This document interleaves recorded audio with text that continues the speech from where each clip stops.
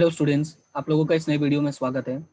आज के हम अपने इस नए क्लास में हम पढ़ने वाले हैं क्लास 12वीं का साझेदारी पीढ़ी का एक वार्षिक हिसाब का फुल लेंथ क्वेश्चन।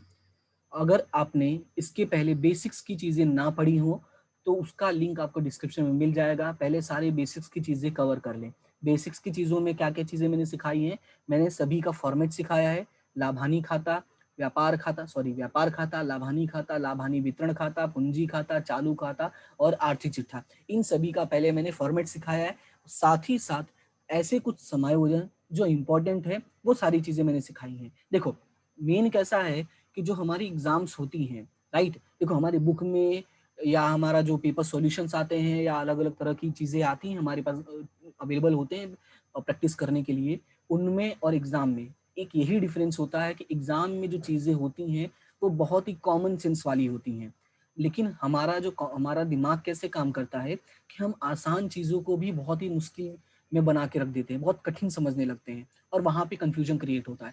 और इसी वजह से आपका बेसिक अच्छा होना बहुत ही ज़रूरी है, ताकि जब चीज़ें आप देखें तो आपके दिमाग में ये सवाल न आए कि ये हार्ड है या ईजी है, बस आप उसको सॉल्व करना शुरू कर दो। राइट, तो उम्मीद करता हूँ कि आप सारी चीज़ें बेसिक्स कवर करेंगे, उसके बाद ये क्लास देखेंगे। और अगर आपने देख लिया है तो बहुत अच्छी बात है, और इस क्लास को भी अपने फ्रेंड्स के साथ शेयर करें ताकि उनको भी थोड़ा हेल्प हो जाए। और वीडियो को लाइक करें अपने, और साथ ही साथ चैनल को सब्सक्राइब करना ना भूलें, क्योंकि ये सारी चीज़ें फ्री ऑफ कॉस्ट हैं। तो स्टार्ट करते हैं हमारी क्लास, ज़्यादा टाइम वेस्ट नहीं करते इन सब चीज़ों में और सीधा सवाल शुरू करते हैं। तो सवाल में क्या लिखा है हमारा, सवाल में लिखा है राम और श्याम, ध्यान से समझना। सवाल में क्या लिखा है, राम और श्याम 6:4 के प्रमाण में लाभानी बांटने वाले एक पीढ़ी के साझेदार हैं। 31/3/2017 को नीचे दिए सकल तलपट और समायोजनों पर से पीढ़ी के वार्षिक हिसाब तैयार कीजिए। देखो, सवाल में सबसे पहले क्या लिखा है, दो नाम है राम और श्याम, ठीक है, उनका लाभानी का अनुपात है 6:4। देखो, जब भी तुम सवाल पढ़ोगे तो सबसे पहले ये देख लिया करो कि साझेदार कौन है, ताकि तब पूंजी खाता चालू खाता जो बनाना हो वो तुम्हारे लिए आसान हो जाए, फटाफट नाम लिख दो। दूसरा चीज क्या देखोगे, दूसरा चीज ये देखो क्या उसमें लाभानी का अनुपात नहीं दिया है या दिया है, और अगर दिया है तो बात ही खत्म, नहीं दिया है तो दिमाग में बिठा लेना है कि नहीं दिया हो अगर लाभानी का अनुपात तो हमेशा 1:1 माना जाता है। राइट, ये चीजें तुम्हें अपने दिमाग में रख लेनी है। उसके बाद अब हम सवाल शुरू करेंगे। सवाल शुरू करने के लिए सबसे पहली चीजें याद रखना है कि हम हमेशा सबसे पहले हम समायोजन सॉल्व करते हैं। क्या सॉल्व करते हैं, समायोजन सॉल्व करते हैं। अब यहाँ पे देखो, जैसे जैसे हम समायोजन सॉल्व करते जाएंगे वैसे वैसे जो भी एक्स्ट्रा जानकारियां हैं, जो भी बेसिक इंफॉर्मेशन और भी ऐसी चीजें हैं जो आपको जानना जरूरी है, वो मैं आपको बताता जाऊंगा। जैसे हमारा पहला समायोजन है, शुरू करते हैं। पहला समायोजन क्या लिखा हुआ है कि अंतिम स्टॉक रुपए 45,000 है। ठीक है, सवाल में क्या लिखा है कि अंतिम स्टॉक की वैल्यू कितनी है, 45,000 है। फिर आगे लिखा है जिसकी बाजार कीमत 10% अधिक है। क्या लिखा है, जिसकी बाजार कीमत 10%। सबसे ज्यादा ध्यान देने लायक अगर कोई शब्द है तो ये है कि सवाल में लिखा है कि उसकी बाजार कीमत 10% अधिक है। तो यहाँ पे अब पहला पॉइंट जो तुम्हें याद रखना है, देखो सवाल में जब भी हमें अंतिम स्टॉक दिया रहता है, ठीक है, तो अंतिम स्टॉक से रिलेटेड हमारे पास दो चीजें वो लोग देंगे। ठीक है, एक एक ये लिखेंगे कि जो बाजार कीमत है वो क्या है, कम है। क्या, एक लिखेंगे कि बाजार कीमत क्या है, कम है। दूसरा ये लिखेंगे कि बाजार कीमत क्या है, अधिक है। तो याद रखना है कि जब भी सवाल में लिखा रहे कि बाजार कीमत अधिक है तो इस पॉइंट को हमें इग्नोर करना है, पूरी तरह से इस पॉइंट को हमें इग्नोर करना है। यानी कि इस सवाल में भी हम इस पॉइंट को क्या करेंगे, इग्नोर करेंगे। लेकिन अगर सवाल में लिखा है कम दिया है, ठीक है, तो जो भी हो उसको हम क्या करेंगे, सॉल्व करेंगे। सॉल्व करने के बाद हम क्या करते हैं, तुलना, और तुलना करके ये देखेंगे कि कौन सी वाली सच में कम हो रही है। ठीक है, कौन सी वाली कम है। कम का मतलब क्या है कि एक तो तुम्हें ये कीमत दिया है, दूसरा ये कम वाला दिया होगा, तो दोनों की तुलना करोगे और जो कम होगा, तो यहाँ पे मैं लिख देता हूं जो कीमत कम होगी। ठीक है, या सिर्फ इतना लिखता हूं जो कम होगा, हमें उसी की एंट्री करनी होती है। ठीक है, तो यहाँ पे मैं लिख देता हूँ जो कम होगा उसकी एंट्री, तो यहाँ पे सिर्फ मैं एंट्री लिख देता हूँ। तो ये बेसिक चीजें हैं जो तुम्हें याद रखनी है कि अंतिम स्टॉक से रिलेटेड यही इंफॉर्मेशन है कि अगर सवाल में अधिक लिखा हो तो इसको इग्नोर करना है, कम दिया हो तो सॉल्व करो, फिर तुलना करो और जो कम होगा उसकी एंट्री कर लोगे। ओके, ठीक है, तो यहाँ पे अगर सवाल में ध्यान से देखोगे तो यहाँ पे 45,000 दिया है और यहाँ पे 10% अधिक दिया है। हमें इसको क्या करना है, इग्नोर करना है। अब इसी के साथ हम क्या करते हैं, आगे बढ़ते हैं और इसकी एंट्री करते हैं। तो अब एंट्री तुम्हें याद रखनी है कि अंतिम स्टॉक की एंट्री कहाँ होती है। तो अंतिम स्टॉक की जो एंट्री है वो हमारे जाती व्यापार खाते में और जाती हमारे आर्थिक चिट्ठी में, ये तुम्हें याद रखना जरूरी है। ठीक है, तो चलते हैं व्यापार खाता, और यहाँ पे मैंने देखो सारी चीजें मैंने बना ली हैं। ठीक है, तो मैं दिखा देता हूँ कौन कौन से खाते बनाए हैं। तो मैंने यहाँ व्यापार खाता बनाया है, यहाँ पे लाभानी खाता बनाया है, लाभानी वितरण खाता बनाया है, साथ ही साथ पूंजी खाता राम और श्याम का, और उसी के नीचे मैंने आर्थिक चिट्ठा बनाया है। यानी कि मैंने सारी एंट्री के लिए, यानी जो भी हमें खाते की जरूरत है वो सभी खाते मैंने बनाए हैं, और आपको सभी खातों में मैं एंट्री करके बताऊंगा ताकि कंफ्यूजन नाम की चिड़िया जो है वो उड़ जाए। ठीक है, तो शुरू करते हैं और यहाँ पे समझते हैं। तो सबसे पहले हमें क्या लिखना है, हमें लिखना है अंतिम स्टॉक। क्या लिखना है, अंतिम स्टॉक। और अंतिम स्टॉक कितने का है, तो अंतिम स्टॉक है 45,000 का। ये हो गया पहला एंट्री। दूसरा एंट्री कहाँ होता है, मैंने कहा कि जो दूसरा एंट्री है वो जाएगा तुम्हारा आर्थिक चिट्ठे में। अब आर्थिक चिट्ठे में दो पक्ष होते हैं, एक होता है संपत्ति और एक होता है पूंजी दायित्व। तो यहाँ पे मैं लिख भी देता हूँ, एक होता है पूंजी दायित्व ताकि कंफ्यूजन ना रहे। ठीक है, पूंजी दायित्व, और एक होता है संपत्ति। तो हमें कौन से पक्ष में लिखना है, हमें संपत्ति पक्ष में लिखना है। और जैसा बताया गया है हमें, हम अंतिम स्टॉक कोशिश करेंगे कि हमेशा नीचे ही लिखा करें ताकि ये सारी चीजें जो है एग्जामिनर को साफ साफ क्लियर क्लियर दिख जाए। ठीक है, तो यहाँ पे मैं लिख देता हूँ 45,000 रुपए। ओके, अब इसी के साथ हम पहला समायोजन कंप्लीट करते हैं और चलते हैं दूसरे समायोजन पे। दूसरे समायोजन में लिखा है कि साझेदारों को पूंजी पर वार्षिक 5% ब्याज देना है तथा आहरण पर 10% की दर से ब्याज वसूल करना है। दो चीजें आई हैं, पूंजी पर ब्याज और आहरण पर ब्याज। अब इसको कैसे लिखोगे, इसको याद कैसे रखो, ये सारी चीजें मैं आपको साथ ही साथ बताते जाऊंगा। लेकिन इस पॉइंट में एक और इंपॉर्टेंट टॉपिक है, पॉइंट है, वो ये रहा कि साझेदारी करार पत्र के प्रावधान के अनुसार हानि हो तो भी पूंजी पर ब्याज चुकाना है। मतलब ये है कि व्यवसाय को इससे कोई फर्क नहीं पड़ता है कि लाभ हुआ हानि हुआ, साझेदारों को ब्याज तो मिलेगा ही मिलेगा। देखो ये लाइन मैंने इसलिए अभी पढ़ के बता दिया ताकि अगर हम जब सवाल शुरू करते हैं, अगर ऐसी कोई लाइन आए तो हमें कंफ्यूजन ना हो। एक बात याद रखना कि अगर सवाल में लिखा है कि पूंजी पर ब्याज देना है तो हमें देना ही पड़ता है। ठीक है, चाहे हानि हो या ना हो, क्योंकि बात हो चुकी है ना, तो बात खत्म। अब चलते हैं इसकी एंट्री करते हैं और समझते हैं कि एंट्री कैसे करना होता है। सबसे पहले चलोगे पूंजी खाता में। ठीक है, तो ये रहा हमारा पूंजी खाता। अब एंट्री इसकी कैसे लिखोगे वो ध्यान से समझो। याद रखना है कि जब भी हमें वार्षिक हिसाब में ये सारी चीजें एंट्री करनी होती है तो सबसे पहले हम क्या करेंगे, तो सबसे पहले हम लिखेंगे शेष आगे लाए, किसका, पूंजी का। क्या करेंगे, शेष आगे लाए। ठीक है, और यहाँ पे पूंजी के उधार में यहाँ पे लिखेंगे आहरण खाता। ठीक है, क्या लिखेंगे, आहरण खाता। अब याद होगा मैंने समझाया था जो चीजें जहां होती हैं उनका ब्याज भी वहीं आता है। मतलब इसका क्या है, तो मतलब इसका ये है, जैसे कि पूंजी यहाँ पर थे उसका ब्याज भी यहाँ पर आएगा, तो यहाँ पे क्या लिखेंगे, पूंजी पर ब्याज। ठीक है, अब आहरण यहाँ है तो आहरण का ब्याज भी यहाँ आएगा, तो यहीं पे लिखता हूँ आहरण पर ब्याज। देखो ये छोटी छोटी चीजें हैं। ओके, अब उसके बाद मैंने कहा था इसकी दूसरी एंट्री कहाँ होती है, तो इसकी दूसरी एंट्री होती है लाभानी वितरण में। कहाँ होती है इसकी दूसरी एंट्री, लाभानी वितरण में। तो लाभानी वितरण में कैसे लिखोगे, देखो ये आहरण पर ब्याज है उधार साइड है और ये पूंजी पर ब्याज जमा साइड है, तो जब लाभानी वितरण में जाओगे तो दोनों को क्या कर देना है, उल्टा कर देना। तो अब सवाल ये उल्टा का मतलब क्या है, उल्टा का मतलब ये है कि इधर उधार है तो वहां जमा हो जाएगा। ठीक है, तो हम नीचे चलते हैं और लाभ हानि वितरण में एंट्री करते हैं। ठीक है, तो थोड़ा सा जगह छोड़ देना है दोनों साइड में ताकि अगर मान लो कि जब लाभ हानि का शेष आए तो वो हमें ऊपर लिखने के लिए हमारे पास जगह रहे। तो यहाँ पे हो जाएगा तुम्हारा आहरण पर ब्याज।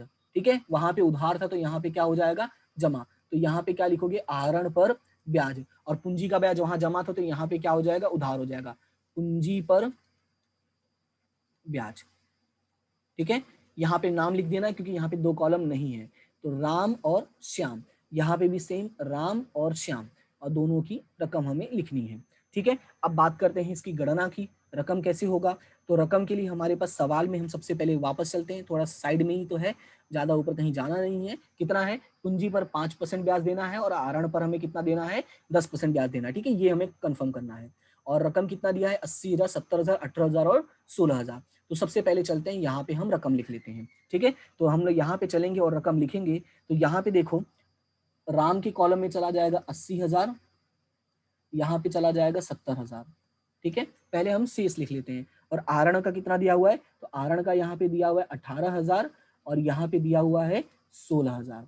ठीक है। अब दोनों का हमें ब्याज निकालना है, तो 80,000 का हमें कितना परसेंट बोला है, 5%। तो 80,000 का 5% करोगे तो ये कितना हो जाएगा, 4,000, और इसका 5% करोगे तो ये हो जाएगा 3500। ठीक है। और यहाँ पे अगर ध्यान दोगे तो यहाँ पे बोला था 10%, तो यहाँ पे हो जाएगा 1800 और यहाँ पे हो जाएगा 1600।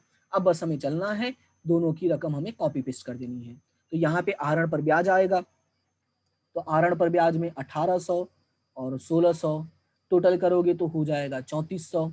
ठीक है। फिर यहाँ पर पूंजी का ब्याज, तो पूंजी का ब्याज कितना है, 4000 है और है 3500 रुपए। तो दोनों को जोड़ दोगे तो ये हो जाएगा 7500, और इस तरह से हमारी एंट्री जो है वो कंप्लीट हो जाएगी। ठीक है। तो ये था हमारा दूसरा समायोजन। अब बढ़ते हैं और इसी के साथ तीसरा समायोजन सॉल्व करते हैं।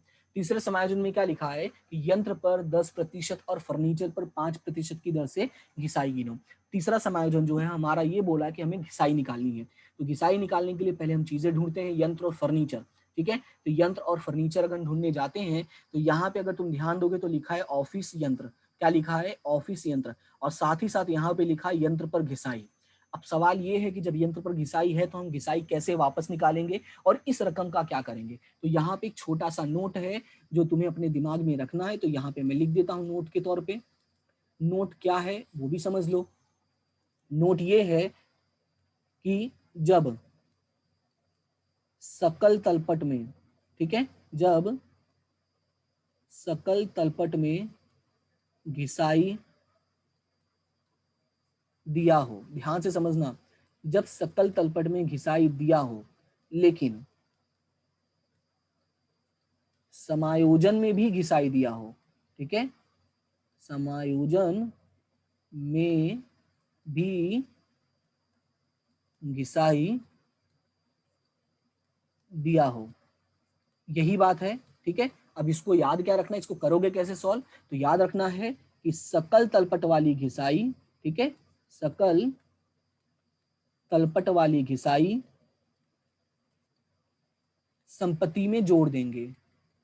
ठीक है। क्या करोगे, संपत्ति में जोड़ देना है। ठीक है, जोड़ देना है, और जोड़ देने के बाद जो रकम प्राप्त होगी, ठीक है, जोड़ देने के बाद जो रकम प्राप्त होगी उस पर घिसाई निकालोगे। ठीक है, जो रकम प्राप्त होगी फिर उस पर घिसाई निकालोगे। तो यही बात है जो तुम्हें याद रखना है, और ये बहुत ही इंपॉर्टेंट टॉपिक है, ये बहुत इंपॉर्टेंट पॉइंट है, लगभग तुम्हें कई सवालों में ये काम आएगा। ठीक है, तो इसको थोड़ा सा याद रखना है। तो यहाँ पे देखो ऑफिस यंत्र कितना दिया, 18,250, और साथ ही साथ यहाँ घिसाई कितना दिया है, 1,750 रुपए। तो मैंने क्या कहा, इन दोनों को हमें जोड़ देना है। तो यहाँ पे चलते हैं और मैं तुम्हें यहाँ पे आर्थिक चिट्ठा जो हमने बनाया है उसके साइड में मैं तुम्हें यहाँ पे करके दिखा देता हूँ। ठीक है। तो यहाँ पे यंत्र हमें कितने का दिया है, 18,250। ठीक है, कितने का दिया है, 18,250, और साथ ही साथ हमें यहाँ पे घिसाई दिया है।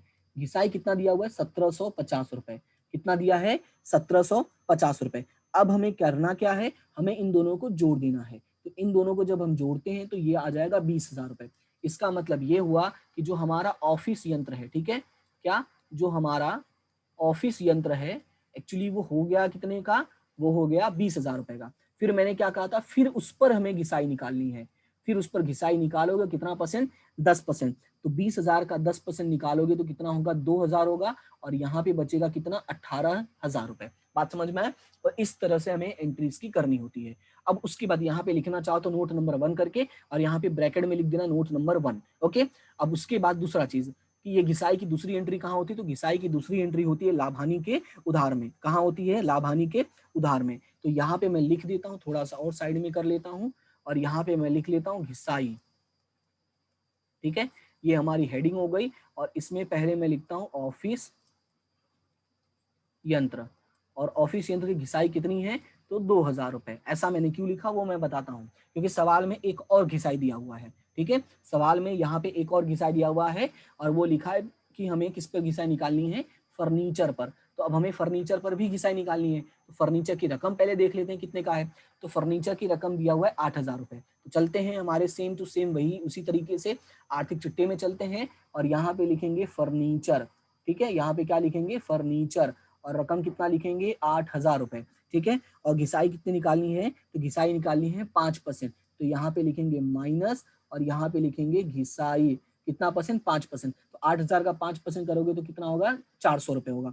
माइनस करोगे तो कितना हो जाएगा? ये 7,600 रुपए हो जाएगा। और इस तरह से हमारी जो पहली एंट्री है वो कंप्लीट हो गई। और दूसरी एंट्री कहाँ जाएगी? तो घिसाई में, यानी लाभ हानि के उधार में। तो यहाँ पे ऑफिस यंत्र था, अब उसी के नीचे फर्नीचर लिख दो, ठीक है। और फर्नीचर की रकम कितनी है?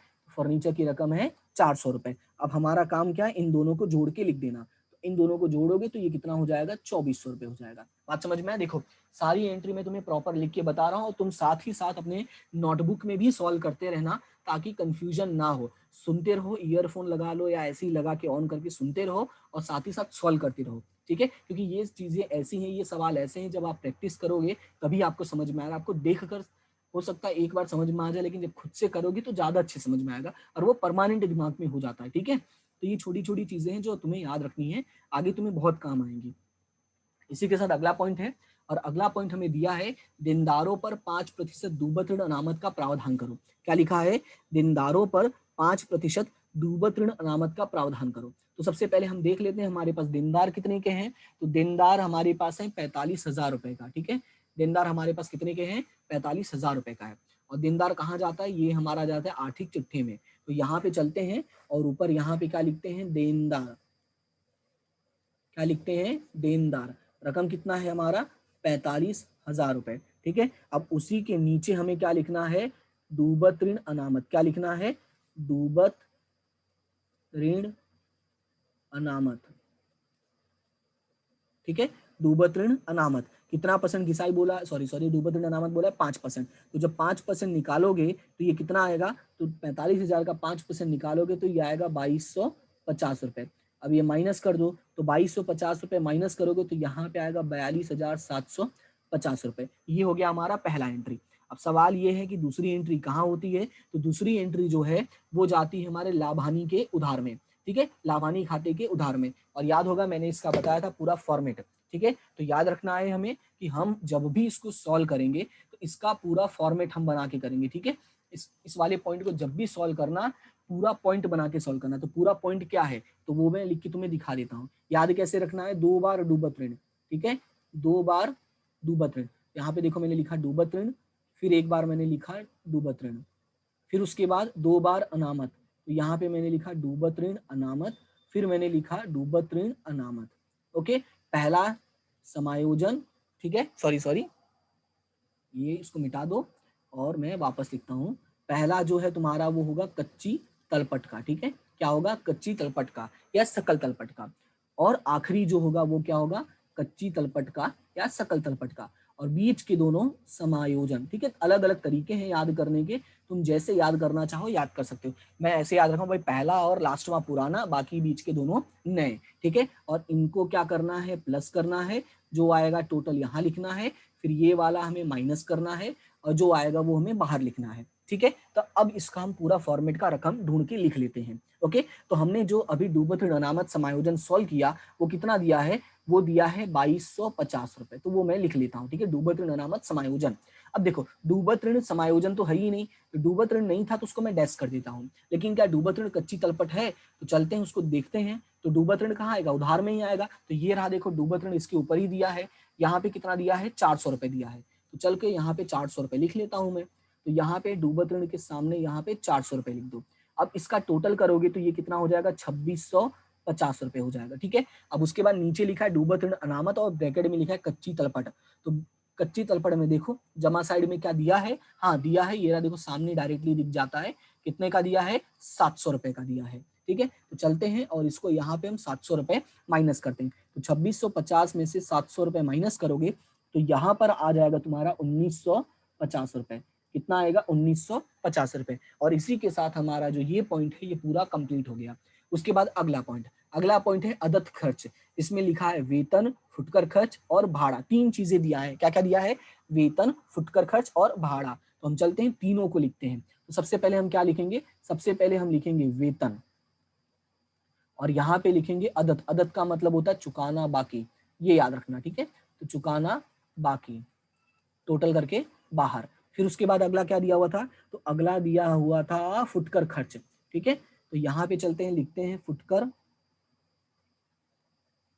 खर्च, और सेम वही प्लस चुकाना बाकी,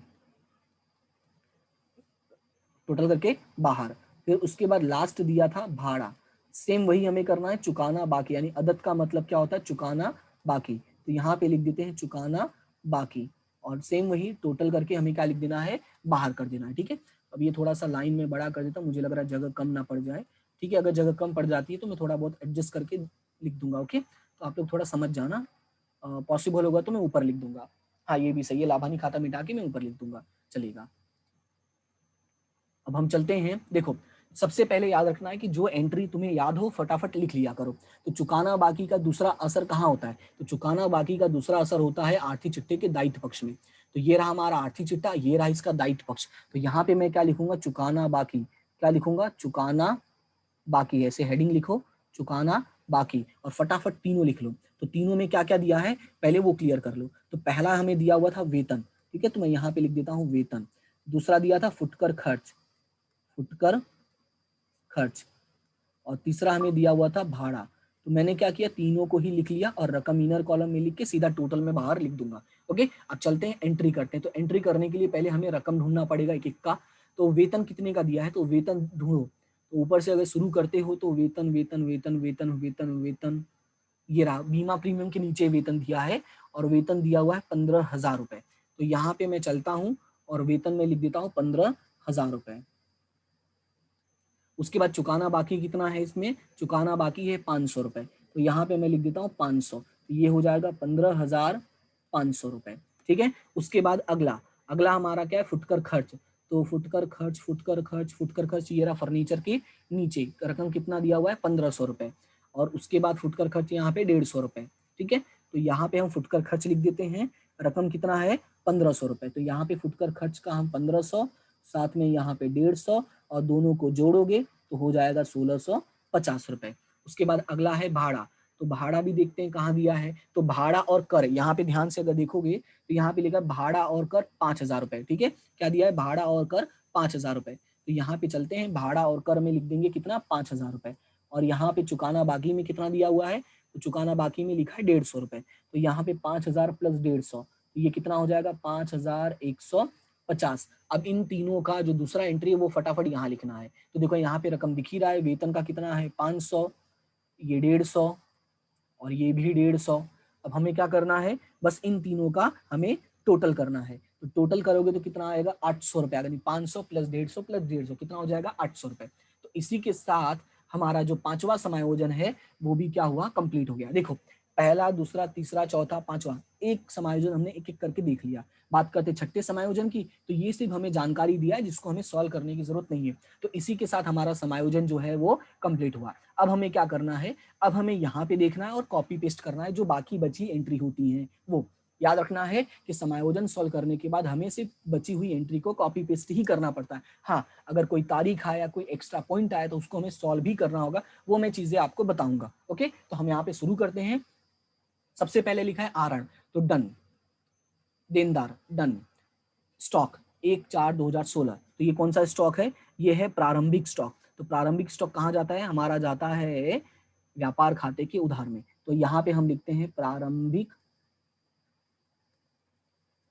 स्टॉक, रकम कितना दिया है 25,000 रुपए। ठीक है, तो ये भी हमारा डन। उसके बाद अगला पॉइंट, तो ये हमारा कंप्लीट हो गया। अगला पॉइंट है बिक्री माल वापसी, साफ साफ लिखा है बिक्री माल वापसी। तो बिक्री माल वापसी हम बिक्री में से माइनस करते हैं, तो बिक्री तो हमारे पास है ही नहीं, हम क्या करते हैं पहले बिक्री लिख देते हैं। तो बिक्री, उसके बाद माइनस माल वापसी। ठीक है, और माल वापसी का जो रकम है वो कितना दिया है, 1,000 रुपए दिया, तो मैं यहाँ पे 1,000 रुपए लिख देता हूँ। ओके, ठीक है, बिक्री अभी मुझे नहीं पता, तो जब पता चलेगा तब मैं लिख दूंगा। तो इसी के साथ हमारा ये भी हो गया। अब उसके बाद अगला है हमारा रोकड़ शेष। तो रोकड़ शेष हम कहाँ लिखते हैं, संपत्ति पक्ष में लिखते हैं। तो चलते हैं, ये रहा हमारा आर्थिक चिट्ठा और ये रहा हमारा संपत्ति पक्ष, और यहाँ पे हम लिख देते हैं रोकड़ शेष। क्या लिखेंगे, रोकड़ शेष। और रोकड़ शेष में कितना दिया है, 10,000, तो यहाँ पे हम लिख देंगे 10,000 रुपए। उसी के बाद अगले चलते हैं अगला पॉइंट में, तो उसके लिए हमें सवाल वापस देखना पड़ेगा। तो अगला है, हमें दिया हुआ है खरीद। ठीक है, अगला क्या दिया है, खरीद। तो खरीद हम कहाँ लिखते हैं, लाभानी, सॉरी व्यापार के उधार में।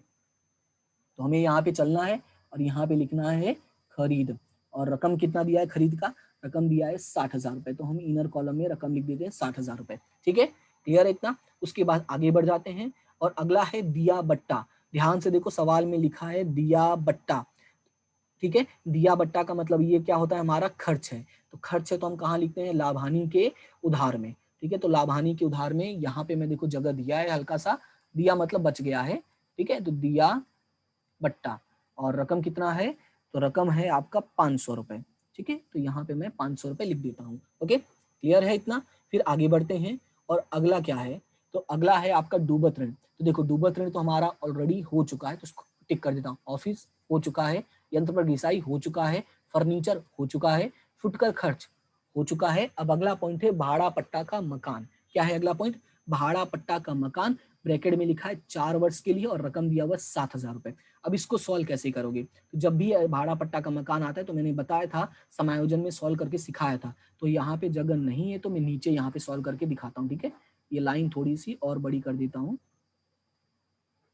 और यहाँ पे मैं लिखता हूँ भाड़ा पट्टा का मकान, भाड़ा पट्टा का मकान, रकम कितना दिया हुआ है, 7,000 रुपए दिया हुआ है। लेकिन इसी के साथ सवाल में लिखा था 4 वर्ष के लिए। तो याद रखना है, क्या याद रखना है, कि जितना भी रकम दिया हो, ठीक है, और जितना वर्ष दिया हो, जैसे 4 साल लिखा है तो डिवाइड बाई 4 कर दोगे, और जो रकम आएगा वो तुम्हारा क्या हो जाएगा, अपलिखित का। तो क्या करोगे यहाँ पे, तो यहाँ पे लिखोगे 7,000 भागे 4, तो 7,000 भागे 4 करोगे तो ये आएगा 1,750 रुपए। ठीक है, कितना आएगा, 1,750 रुपए, और ये आपका हो जाएगा अपलिखित की रकम हर साल की। ठीक है, क्योंकि ये जो 7,000 रकम है ये 4 साल का है, तो हमने भाग किया तो 1 साल का पता चल गया। तो यहाँ पे हम क्या लिखेंगे, अपलिखित। क्या लिखोगे, अपलिखित। रकम कितना लिखोगे, 1,750 रुपए। ठीक है, कितना लिखोगे, 1,750 रुपए। अब इसको माइनस करोगे तो ये कितना आएगा, 5,250 रुपए। ये हो गया आपका एक एंट्री। अब बात करते हैं दूसरी एंट्री। तो दूसरी एंट्री हमारा जाता है लाभानी के उधार में। तो लाभानी के उधार में तो जगह ऊपर नहीं है, नीचे ही मैं लिखता हूं। क्या लिखूंगा, अपलिखित भाड़ा पट्टा का मकान। ठीक है, अपलिखित भाड़ा पट्टा का मकान, रकम कितना है, 1,750 रुपए। अब देखो यहाँ पे एक चीज मैं तुम्हें बताना चाहूंगा, जब भी तुम सवाल सॉल्व करोगे, देखो देखो मेरा जगह कैसे कम पड़ेगा, क्योंकि ये क्या है, इलेक्ट्रॉनिक है, इसमें क्लियर आइडिया नहीं लगा मुझे, और मैंने भाई थोड़ा सा लाइन आगे पीछे कम ज्यादा हो गया। तो नोटबुक में क्या किया करो, व्यापार खाता आधे पेज का, लाभानी खाता 1.5 पेज का, कोशिश करना 1.5 पेज का ही बना देना। ठीक है, लाभानी वितरण खाता आधा, पूंजी खाता आधा, और आर्थिक चिट्ठा 1 पेज का। ठीक है, अगर चालू खाता है तो वो भी आधा। देखो बात सही है, थोड़ा सा पेज ज्यादा होगा, हो सकता है वेस्ट भी हो, लेकिन देखो मेन क्या है कि इसमें तुम्हारा खिचड़ी नहीं बनेगा। अब देखो ये मेरा इलेक्ट्रॉनिक है, मैं मिटा के इधर उधर कर सकता हूँ, लेकिन तुम नोटबुक में जब लिखोगे तो कट करना पड़ेगा, मिटा नहीं पाओगे। बात समझ रहे हो, इसी वजह से मैंने कहा मिटाना आसान है, लेकिन कट करोगे तो वो खराब दिखता है और ऐसा लगेगा सामने वाले को तुमको पता ही नहीं है, तो ये नेगेटिव इंप्रेशन जाएगा, तो ये नहीं होना चाहिए। ठीक है, तो अब उसी के साथ आगे बढ़ते हैं और अगला एंट्री देखते हैं। अगला एंट्री है हमारा ख्याति। तो ख्याति हम कहाँ लिखते हैं, आर्थिक चिट्ठे के संपत्ति पक्ष में। तो फटाफट चलते हैं, और यहाँ पे नीचे जगह है तो यहाँ पे ही मैं ख्याति लिख देता हूँ, और ख्याति की रकम कितनी है, 40,000, तो वो भी मैं लिख देता हूँ 40,000 रुपए। इसी के साथ हम आगे बढ़ते हैं और अगले पॉइंट की तरफ चलते हैं। तो अगला पॉइंट अभी देखो क्या है, ख्याति के बाद है अगला व्यापार खर्च। तो व्यापार खर्च हमारा कहाँ जाता है, लाभानी में ही जाता है। तो व्यापार खर्च अभी मैं इसको ऊपर लिख दूँ, देखो अभी मैं क्या कर सकता हूँ, मैं इसको मिटा सकता हूँ। ठीक है, और मिटाने के बाद मैं ऊपर लिख सकता हूँ व्यापार खर्च। ठीक है, तुम ऐसा नहीं कर सकते हो क्योंकि भाई तुम्हारे पास इलेक्ट्रॉनिक चीजें नहीं है, तुम्हें पूरा ही पूरा लिखना पड़ेगा। ओके, तो यहाँ पे 1,250 रुपए लिख देता हूँ मैं। ओके, उसके बाद अगले पे चलते हैं। तो अगला क्या दिया है, तो अगला दिया है भाड़ा और कर। तो भाड़ा और कर तो हमारा हो चुका है, तो भाड़ा और कर हो चुका है तो भाई इस पे कट कर, आई मीन राइट कर दो। अगला अगला है आवक माल गाड़ी भाड़ा। अगला क्या है, आवक माल गाड़ी भाड़ा। तो ये कहाँ लिखते हैं, ये लिखते हैं हमारा व्यापार के उधार में। तो व्यापार में चलते हैं और यहाँ पे लिखते हैं आवक माल गाड़ी किराया। ठीक है, या भाड़ा जो भी लिखा है। ठीक है, और अब बात करते हैं इसकी रकम की। तो रकम हमें दिया है, रकम कितना दिया है, रकम दिया है 400 रुपए। तो यहाँ पे हम 400 रुपए लिख देते हैं। फिर अगले पॉइंट की तरफ चलते हैं। तो ये हो गया हमारा अगला पॉइंट है बैंक ब्याज, ठीक है। अगला पॉइंट क्या है, बैंक ब्याज। तो बैंक ब्याज कहाँ लिखते हैं, लाभानी के उधार में लिखते हैं। तो बैंक ब्याज के लिए जगह है हमारे पास, तो मैं यहाँ पे इसको मिटा देता हूँ, ठीक है। जैसा मैंने कहा था कि मेरे पास तरीके हैं, और मैं इसको मिटा के मैं थोड़ा ऊपर लिख देता हूँ, लाभ हानि खाता, ठीक है। और मैं यहाँ पे लिख देता हूँ बैंक ब्याज, ठीक है। और बैंक ब्याज कितना दिया हुआ है, तो बैंक ब्याज दिया हुआ है 500 रुपए, ओके। उसके बाद अगला अगला चलते हैं, और अगला है बीमा प्रीमियम। तो बीमा प्रीमियम भी वहीं जाएगा। तो देखो थोड़ा सा जगह और बचा है, तो यहाँ पे मैं लिख देता हूँ बीमा प्रीमियम। कितना है, बीमा प्रीमियम का रकम जो दिया हुआ है वो दिया हुआ है 800 रुपए। तो यहाँ पे मैं 800 रुपए लिख देता हूँ, ओके। तो ये हो गया हमारा ये 2 एंट्री। उसके बाद अगला चलते हैं, अगला है वेतन। तो वेतन हो चुका है। अगला है मजदूरी, ठीक है। तो देखो जो जो हो गया मैं उस पर टिक कर दे रहा हूँ। बैंक ब्याज हो गया, बीमा प्रीमियम हो गया, वेतन पहले ही हो चुका है। अगला है मजदूरी। तो मजदूरी हमारा कहाँ जाएगा, हमारा जाएगा मजदूरी व्यापार खाते के उधार में। तो यहाँ पे मैं लिख देता हूँ मजदूरी, ठीक है। और मजदूरी का रकम कितना है, तो मजदूरी का रकम है 14,000 रुपए, ये मैंने लिख दिया। उसके बाद अगला एंट्री, अगला है पेशगी चुकाया बीमा प्रीमियम। अब देखो इस पॉइंट को थोड़ा अच्छे से समझना है, यहाँ पे अक्सर कंफ्यूजन होता है। जब भी तुम्हें पेशगी चुकाया, अग्रिम चुकाया, अग्रिम प्राप्त, ठीक है, मिलना बाकी, ये सारी चीजें आर्थिक चिट्ठा में दिया हो, सॉरी सकल तलपट में दिया हो, कहाँ दिया हो, सकल तलपट में दिया हो, तो याद रखना इनकी पहली एंट्री हो चुकी है, हमें सिर्फ दूसरी एंट्री करनी है। तो दूसरी एंट्री कहाँ लिखते हैं, तो दूसरी एंट्री हमारा जाता है आर्थिक चिट्ठे में। अब पेशगी चुकाया, पेशगी का मतलब क्या होता है, अग्रिम। अग्रिम चुकाया मतलब क्या है, संपत्ति है तुम्हारे लिए। तो चलो आर्थिक चिट्ठे में, और यहाँ पे लिखो अग्रिम चुकाया, ठीक है। क्या लिखोगे, अग्रिम चुकाया बीमा प्रीमियम, ठीक है। क्या लिखोगे, अग्रिम चुकाया बीमा प्रीमियम, रकम कितना है 200 रुपए। या तुम पेशगी चुकाया बीमा प्रीमियम भी लिख सकते हो, ठीक है, इसमें कोई दिक्कत नहीं है। तो यहाँ पे हमारी सारी एंट्री हो गई। देखो यहाँ पे एक भी एंट्री नहीं बचा है, सारी एंट्री हमने सही सही ढंग से अच्छे से करके मैंने आपको समझा दिया है। अब यहाँ पे बढ़ते हैं और यहाँ पर देखते हैं। सबसे पहले दिया है पूंजी, तो पूंजी तो हमारा डन है। उसके बाद लेनदार, लेनदार कितना है 35,000 रुपए। तो फटाफट यहाँ पे हम लिखते हैं लेनदार, कहाँ लिखेंगे, दायित्व पक्ष में। तो यहाँ पे लिखते हैं लेनदार, ठीक है। और लेनदार की रकम कितनी है, लेनदार की रकम है 35,000 रुपए, ठीक है। कितनी है, 35,000 रुपए। उसके बाद अगला पॉइंट, अगला पॉइंट हमें क्या दिया हुआ है, अगला पॉइंट दिया खरीद माल वापसी। खरीद माल वापसी में खरीदी में से माइनस करते हैं। तो ये रहा हमारा खरीद, और यहाँ पे लिखेंगे माल वापसी। क्या लिखेंगे, माल वापसी। और रकम कितना दिया हुआ है, तो इसका रकम दिया है 1,500 रुपए। तो ये अगर माइनस करोगे तो 60,000 में से, ठीक है, 60,000 में से 1,500 माइनस करोगे तो ये हो जाएगा 58,500 रुपए। क्या हो जाएगा, 58,500 रुपए। उसके बाद अगला है बैंक ओवरड्राफ्ट। तो बैंक ओवरड्राफ्ट हमें क्या करना है, दायित्व पक्ष में लिखना है। हम चलेंगे दायित्व पक्ष में, और यहाँ पे लिख दूंगा BOD, ठीक है। BOD का मतलब क्या होता है, बैंक ओवरड्राफ्ट, ठीक है। और बैंक ओवरड्राफ्ट कितना दिया हुआ है, बैंक ओवरड्राफ्ट दिया हुआ है 8,000 रुपए, ओके। अब इसी के साथ आगे बढ़ते हैं और अगला पॉइंट देखते हैं। अगला क्या है, बिक्री। तो बिक्री कितना है, 78,150। तो अब हमें क्या करना है, हमें चलना है यहाँ पे, और यहाँ पे लिखना है 78,150 रुपए। क्या लिखना है, 78,150, और माइनस करोगे तो ये हो जाएगा 70,150। बहुत ही आसानी से हमने सिर्फ एंट्री प्लस माइनस करनी है। उसके बाद अगला क्या है, डूबत ऋण अनामत। तो ये ऑलरेडी हो चुका है। फिर अगला है अदत्त मजदूरी। तो जैसा अभी मैंने समझाया कि मिलना बाकी, चुकाना बाकी, अगर ऐसी चीजें आती तो तुम्हें क्या याद रखना है, तो अदत्त मजदूरी है। तो अदत्त का मतलब क्या होता है, चुकाना बाकी। तो चुकाना बाकी हम कहाँ लिखते हैं, दायित्व में लिखते हैं। तो चलते हैं आर्थिक चिट्ठा में, और यहाँ पे लिख देते हैं अदत्त मजदूरी। और रकम कितना दिया है अदत्त मजदूरी का, तो अदत्त मजदूरी का जो रकम है वो दिया है 1,000 रुपए, और यहाँ पे मैं 1,000 रुपए लिख दूंगा, ठीक है। उसी के साथ हम आगे बढ़ते हैं और अगले पॉइंट पे चलते हैं। अगला पॉइंट क्या दिया है, अगला पॉइंट दिया है गीता की 8% की लोन। सवाल में क्या लिखा, गीता की 8% की लोन, तारीख दिया 1/10/2016, और उसके बाद यहाँ पे रकम दिया हुआ है 15,000। गीता की लोन, तो सबसे पहले ये कहाँ जाएगा, दायित्व में जाएगा। तो पहले एंट्री कर लेते हैं। तो यहाँ पे मैं लिख देता हूँ गीता की लोन, गीता की लोन, ठीक है। गीता की लोन हमें कितना दिया हुआ है, हम पहले लोन लिख लेते हैं। तो गीता की लोन हमें दिया हुआ है 15,000 रुपए। अब इसमें कुछ चीजें याद रखनी है। इसका ब्याज दर कितना है 8%। अब तारीख दिया है तो चलते हैं और साइड में इसको सॉल्व करके मैं आपको दिखाता हूँ, ठीक है। तो यहाँ पे मैं इसी के नीचे सॉल्व करता हूँ। ओके, तो यहाँ पे ध्यान से देखो, रकम कितना है, रकम है 15,000 रुपए। इस चीज को ध्यान से देखना, रकम कितना है 15,000 रुपए और ब्याज का दर कितना है 8%। अब ये लोन कब लिया गया था, लोन लिया गया था, लोन की तारीख हम देखते हैं कब लिया गया था।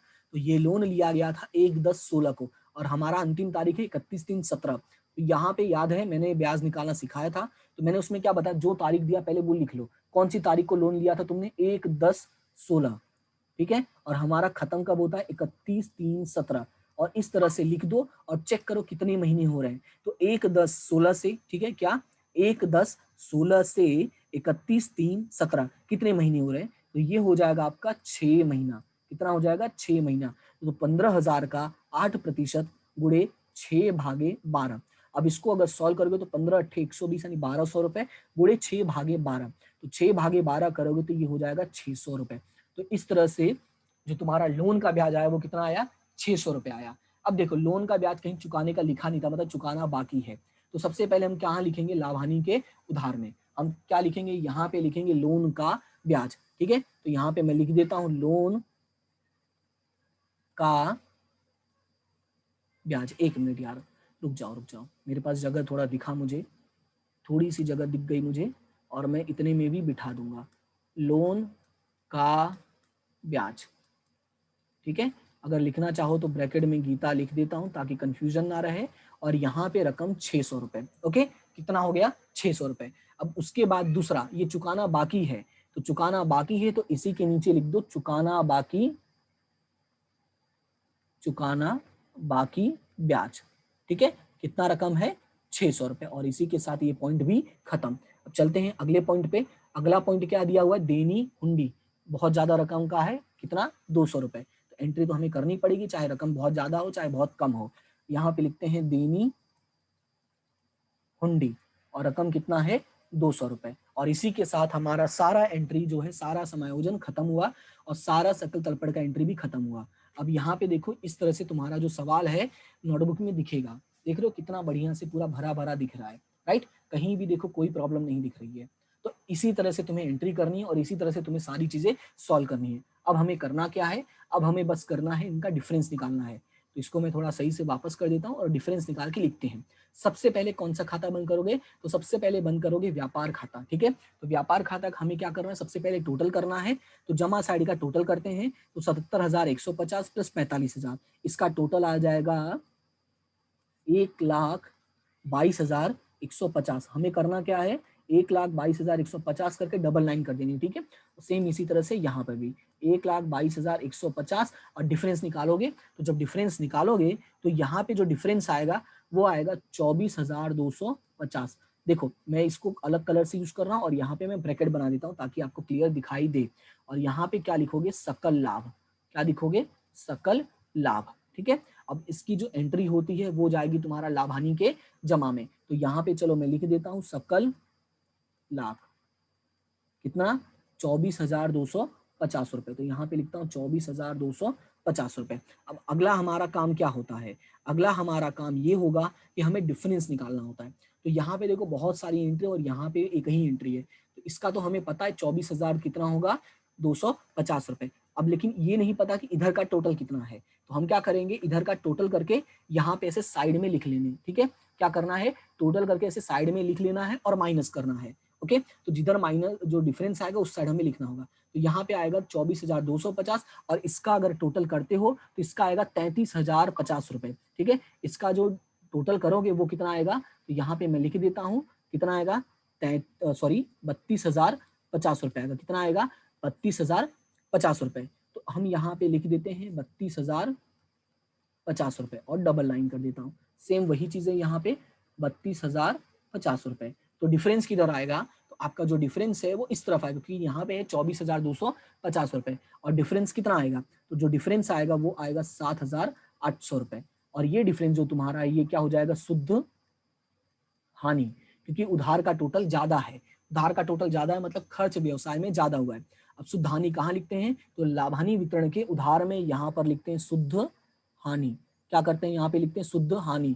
रकम कितना है 7,800 रुपए। सेम अब वही करना है, यहाँ पे मैं इसे ब्रैकेट लगा देता हूँ ताकि क्लियर पता चले कि ये डिफरेंस कहीं से लेकर आया है। अब 7,800 प्लस 7,500 इन दोनों का टोटल करोगे तो ये आएगा 15,300 और यहाँ पे मैं लिख देता हूँ 15,300। अब उसमें से हमें 3,400 माइनस करना है, तो 3,400 माइनस करोगे तो ये आएगा 11,900 और यहाँ पे मैं टोटल लिख देता हूँ 15,300। ठीक है, ये 3 है, ये 8 नहीं है, ये गलती से 8 जैसा दिखने लगा, तो यहाँ पे मैं वापस लिख देता हूँ 15,300। ठीक है, अब हमें इसका क्या करना है, बंटवारा करना है। तो ये क्या हो गया, ये आ गया आपका वितरण पात्र हानि। क्या आएगा, वितरण पात्र हानि, क्योंकि उधार साइड का टोटल ज्यादा है तो यहाँ पे लिखेंगे वितरण पात्र हानि। बांटना किसके बीच में है, राम और श्याम के बीच में। कौन से अनुपात में, 6:4। तो इसको बांटोगे तो ये आएगा 7,140 और ये आएगा 4,760। अब जिन बच्चों को बांटना नहीं आता मैं उन्हें सिखा देता हूँ कैसे करना है। जो भी रकम दिया है, जैसे 11,900 दिया है, इसको हमें बांटना है 2 के बीच में। दोनों का नाम है राम और श्याम। तो क्या लिखोगे, पहले लिखोगे राम के कॉलम में ऐसे लिखो 11,900 गुणे 6, अनुपाते कितना है 6:4। इसका मतलब ये है कि जो टोटल है वो कितना हो रहा है 10। तो 11,900 गुणे 6/10 और यहाँ पे लिखोगे 11,900 गुणे 4/10 और इस तरह से तुम्हारा जो है वो आ जाएगा रकम। ठीक है, इस तरह से तुम बंटवारा करना। ओके, क्लियर है। तो यहाँ पे आएगा 7,140 और यहाँ पे आएगा 4,760 रुपए। क्लियर है इतना। अब उसके बाद हमें इसकी दूसरी एंट्री कहाँ करनी है, यानी इसको हमें लेके कहाँ जाना होता है। तो लाभानी वितरण के बाद जो तुम्हारा नेक्स्ट बनेगा वो बनता है तुम्हारा पूंजी खाता। अब हमें क्या करना है, इसको पूंजी खाते में लिखना है। अब ये आया क्या है, हानि है, तो हानि हम कहाँ लिखते हैं, पूंजी खाता के उधार में। तो यहाँ पे क्या लिखेंगे, लाभ हानि वितरण खाता जो है वही लिखना है, लाभ हानि वितरण खाता। रकम कितना दिया है, रकम दिया है 7,140 और यहाँ पे दिया 4,760 रुपए। इतना करने के बाद अब हमें अगला क्या करना है, डिफरेंस निकालना है। तो उसके लिए सेम वही करोगे, दोनों का टोटल करो, डिफरेंस निकालो। तो यहाँ पे 80,000 प्लस 4,000 तो ये कितना हो जाएगा, ये हो जाएगा 84,000 रुपए। ठीक है, ये कितना हो जाएगा 84,000 रुपए। और 70,000 प्लस 3,500 ये हो जाएगा 73,500। ठीक है, तो 84,000 में से ये सारी चीजें माइनस करोगे तो यहाँ पर आएगा 57,060 रुपए। कितना आएगा, 57,060 रुपए। और सेम उसी तरह से इसका करोगे तो 73,500 में से ये सारी चीजें माइनस करोगे तो ये आएगा 51,100। सॉरी, एक मिनट, हाँ आप सही है। तो यहाँ पे लिखोगे 51,140 रुपए। ये थोड़ा सा बाहरी हो गया, कोशिश की मैंने लेकिन नहीं हुआ। ओके, तो याद रखना, इसलिए मैंने थोड़ा टेढ़ा लिख दिया है। और यहाँ पे हमें फिर क्या करना है, यहाँ पे लिख देना शेष आगे ले गए। और यहाँ पे हमें बस फिर पूंजी खाते में जाना है, यहाँ पे लिखना है पूंजी खाता। ठीक है, क्या करोगे, पूंजी खाता और दोनों का रकम, राम और श्याम। राम का रकम कितना है 57,060 रुपए और इसका है 51,140 रुपए। फिर दोनों का टोटल करोगे तो ये आएगा 1,08,200 रुपए। फिर हमें क्या करना है, इस पूरे का हमें टोटल करना है और पूरे का आर्थिक चिट्ठे का हमें क्या कर देना है, टोटल। तो यहाँ पे मैं थोड़ा सा छोटा कर देता हूँ ताकि सारी चीजें स्क्रीन पे आपको दिखाई दे और आसानी से आप कैलसी में टोटल करके चेक कर सको। ओके, तो यहाँ पे सारी चीजें दिखाई दे तो उसके लिए और छोटा करना पड़ेगा। अब सही है, ठीक है। तो अब इसका हम टोटल करेंगे तो यहाँ पे और यहाँ पे दोनों का ही जो डिफरेंस है वो क्या होना चाहिए, सेम आना चाहिए। ये षटकोण बन गया, ऐसा नहीं होगा भाई, षटकोण नहीं बनाना है।